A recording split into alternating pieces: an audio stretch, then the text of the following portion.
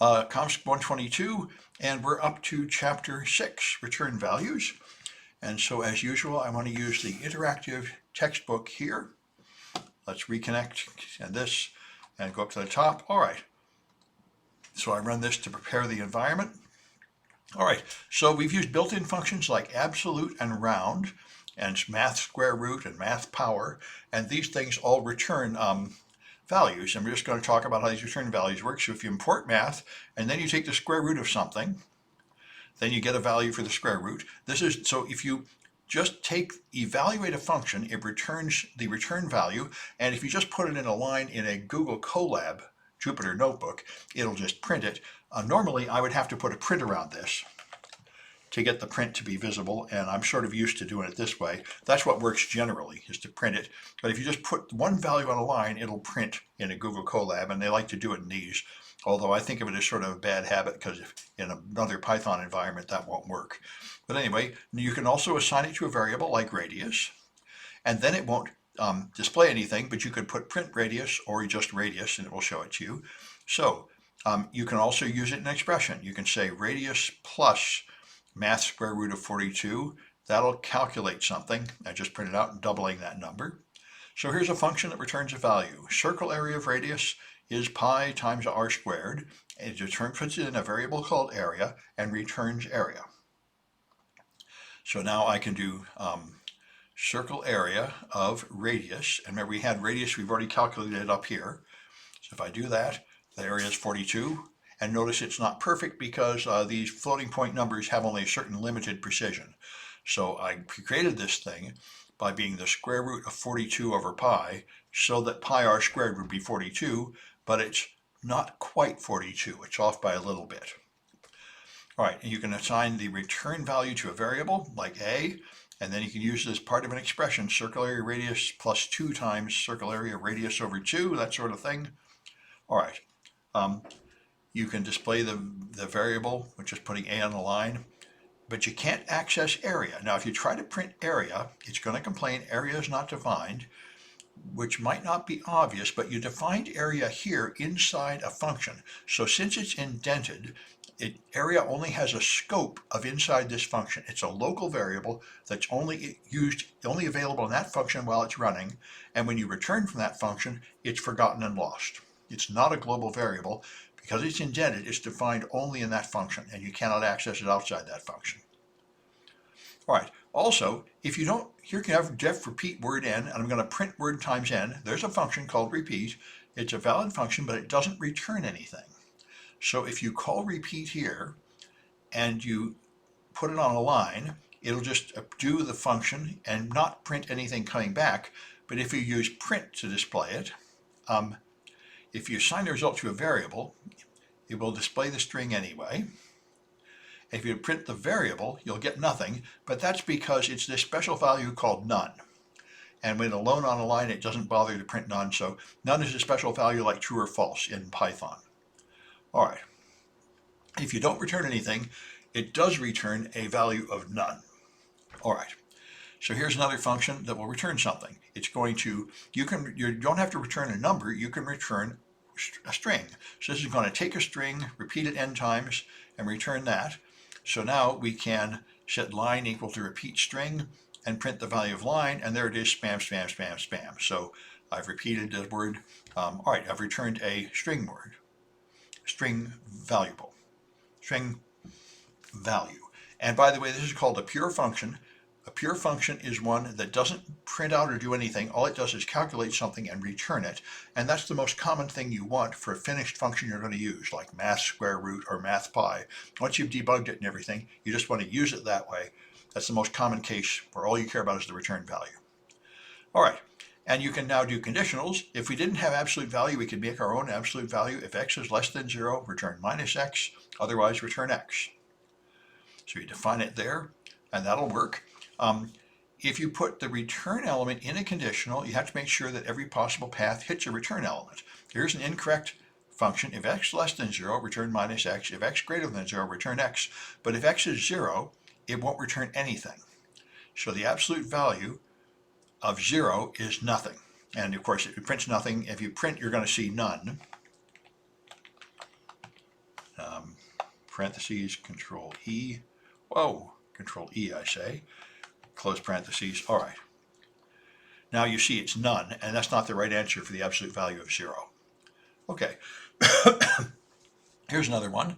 Here's another way to do it. If x is less than 0, return minus x, else return x. And this is dead code. You can do this if you're not sure what you're doing. I've seen this where they have error messages saying it should never print this, it should never get here, and this sort of thing. It's hard. If this condition is either true or false, so it'll do one of these things, it should never get there. So let's define this one. All right, that's the idea. All right. Code that can never run is called dead code, and it doesn't necessarily do any harm, but sort of shows a lack of confidence in your programming. All right, and you might want to do incremental development. If you have a distance that's the x2 minus x1 squared plus y2 minus y1 squared, and the square root of all that, you could do this in stages. Now, it's easy enough to do all in one go with this simple a function, but just to show the how you might do it in stages, first you define a distance function that reads in the 4 parameters and just always returns 0. And this is what you might do if you're using unfamiliar language and you're not very good at it. Then you write just a couple lines and test it. So now you test it and it returns 0. So it did what I expected. Now we're going to add some more stuff. We're going to calculate dx and dy and just print them out and return 0. Be the next step. So it has dx and dy and it returns 0 again as usual. Now we're going to compute the squares of dx squared plus dy squared and print that out and still just return 0 because we're just going step by step. So now you'll get the d squared is 25, and now you can use math.square root on the square and print the result, but it doesn't return it at this point. So if you run it, it prints the result, but it didn't return the result.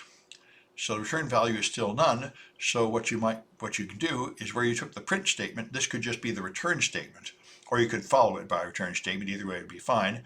But here I'm just going to set result equals math square root, and instead of printing it, I'm going to return result, and you don't need the parentheses in the return statement. So now it'll do that. Calculate that this is a 3, 4, 5 triangle. And if you assign it to a variable, nothing is displayed, and you might want to print the variable out later, and maybe not. And this is the most common form of debugging, and really it's the one I always use. You just add extra print statements, print the various things that are calculated as you go by, and then you can figure out where you go wrong. If there's a bug in your code, if this part is right, this part is right, oh, here's the bad part. That's the simplest way to debug things. And of course, there are Boolean functions where you're just going to return true or false. So is divisible xy. If x modulus y is 0, then x is divisible by y, so it's true, otherwise return false. So is divisible. Is 6 divisible by 4? That should be no. Is 6 divisible by 3? That should be true. All right. And so the result of the equals is a Boolean. All right. So you can just return this directly. Instead of having this if it's true, return true. If it's false, return false. You can just return that Boolean value, and that'll be just as good. So now I should be able to run these again with the redefined function, and that's false, and this is true. All right. So you typically use Boolean functions in conditional statements. If is divisible, print divisible, that sort of thing. Now you might want to do this. If it equals true, print divisible, and that will work, of course, but it's not necessary. This alone is a Boolean value that's either true or false, so you don't really have to write this, but it doesn't really do any harm. It works either way, but this just sort of is sort of sloppy as a matter of style. And then we can make a recursive function, which I think we've done before. So if you consider a factorial function, here's one way you can define it. 0 factorial is 1, and every n factorial is n times n minus 1 factorial. So you can, so this is the normal definition. This is like you have 10 factorial, that's 10 times 9 times 8 plus times 7 times 6 times 5 times 4 times 3 times 2 times 1. That's how I've seen it defined, but this is the sort of recursive mathematical way to define it, and you can define it that way. So first you define a factorial function that just returns 0. Now you add, if n is 0, return 1, otherwise return 0. So this is a factorial that works but only for 1. And now the second part is, if it's not 0, then recurse is a variable, is factorial of n minus 1, and return n times recurse. So now this function will call itself. But if you call it with a high number like 5, it'll call itself again with 4, and then 3 and 2 and 1, and it'll eventually hit the end. So this will make many copies of this thing in memory. So if you start with 3, it will make a branch and call factorial of 2, then it'll call factorial of 1, then it'll call factorial of 0, and it'll get the answer, and then it'll return from all these 4 instances. So it's going to have 4 instances stacked up in memory, consuming a lot of memory, waiting to come back. But until you run out of memory, it'll work fine. And so here's what the stack diagram will look like. Well, I guess it's not, oh, I guess I got to put it here to draw it. There we go. Okay. So like I say, you'll have the original one at 3 that's going to call the factorial of 2, that's going to call factorial of 1, that's going to call factorial of 0, then this one will return, and that one will return, and that one will return, and that one will return, and you'll finally get to your function that called this. That's how it works. You get 4 copies of the program in memory, and there's nothing wrong with this. As long as you don't run out of memory, it'll work. So, for example, you can do the Fibonacci one. This one here, Fibonacci of 0 is 0, and Fibonacci of 1 is 1, and the Fibonacci of anything higher is these 2 things added, the Fibonacci of n minus 1 plus the Fibonacci of n minus 2.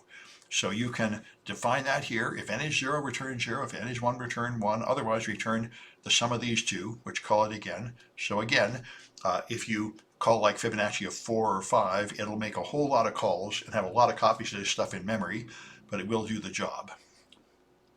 Now here's a flaw, by the way. Remember our factorial. We could do factorial of 2 and factorial of 3, but if you give it 1.5, it's going to fill up until it reaches the limit of recursion depth, which is the amount of memory available or some other variable, and it never stops, because if you give it 1.5, then it's going to start at 1.5, then it's going to call 0.5, then it's going to call minus 0.5, minus 1.5, minus 2.5. It's never going to hit 0.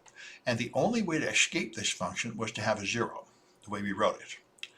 The only way you'd ever have this would ever end is if n eventually equals 0. So if you allow it to put a number that's not an integer here, it will never reach the end. It'll just go down to negative numbers and just run forever. So we need to fix that, and there's a lot of ways to fix it. One would be to take the integer part of it. Another one would be you could use this function isInstance. IsInstance will tell you if it matches this type. Is 3 an integer? That's true. Is 1.5 an integer? That's false. So you could put that check inside your function where it'll check to see if the input is an integer, and if not, return some kind of error message. So that's what this will do. If not, then print this. Else, and if less than 0, don't let that happen either. There, now you have the original function. This one will now be able to do factorial of anything, and so you can be able to try some examples like call factorial of a string. It'll tell you no good here, and this will be minus 2.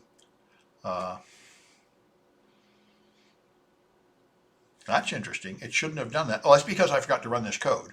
Okay, that defines it. Now I feel better. Okay, I was using the wrong vulnerable one. Now I've created this less vulnerable one. Right, now I get a nice error message controlled by the user. Factorial is only defined for integers, and factorial is not defined for negative numbers. That's what you want. All right.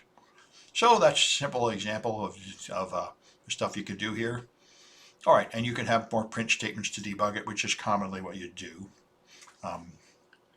That's interesting. Space is a string of space characters that controls the indentation. That's interesting. Print space. Oh, I see. They just define it. Space is 4 times n. Okay, that's just going to indent things. Okay, that's kind of cute. Okay, they just use, when you run this one, it's going to indent things. There you are.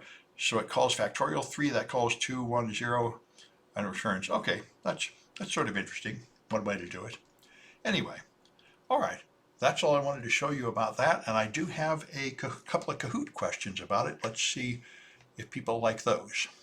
This is chapter 6.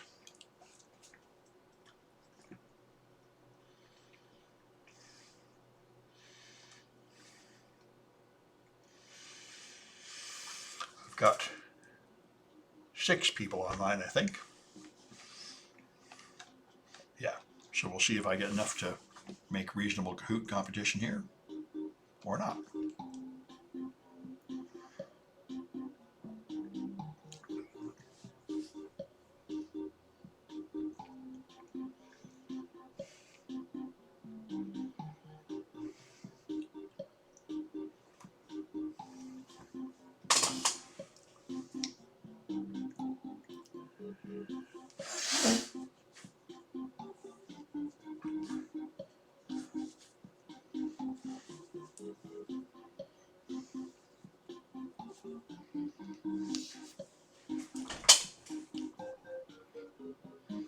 Well, looks like I don't.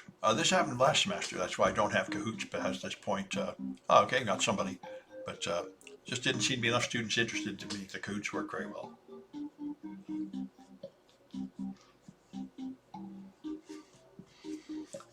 Perhaps it's because this class is too easy. Download an hour of the Kahoot. Can you download it? I know you can put a microphone near your speaker. I don't know if it's available for download. Maybe it is. That's got a timer sound on your phone. All right. Well, we'll go ahead with just one Kahooter, but I think I won't do it in future lessons because with just one Kahooter, it's a little silly, but we'll do it today. All right.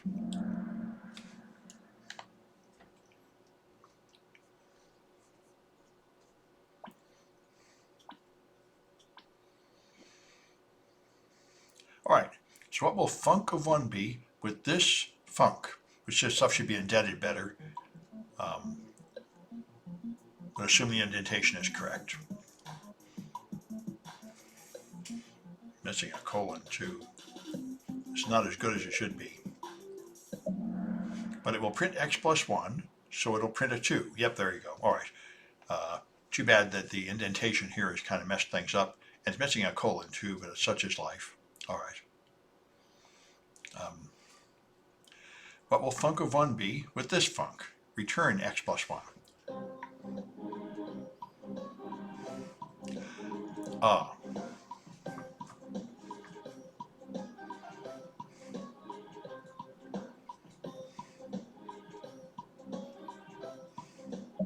right, this one is 2. The previous one was none because it didn't return it. It just printed it. That was the issue. This one returns x plus 1, so you get 2. All right. There you go. And this one, what will func 1 be if you return x equals 1, okay?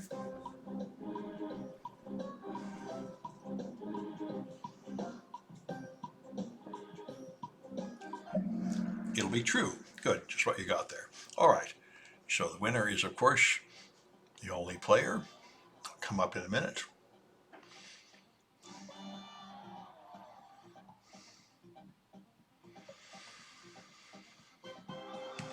Okay, Lewis.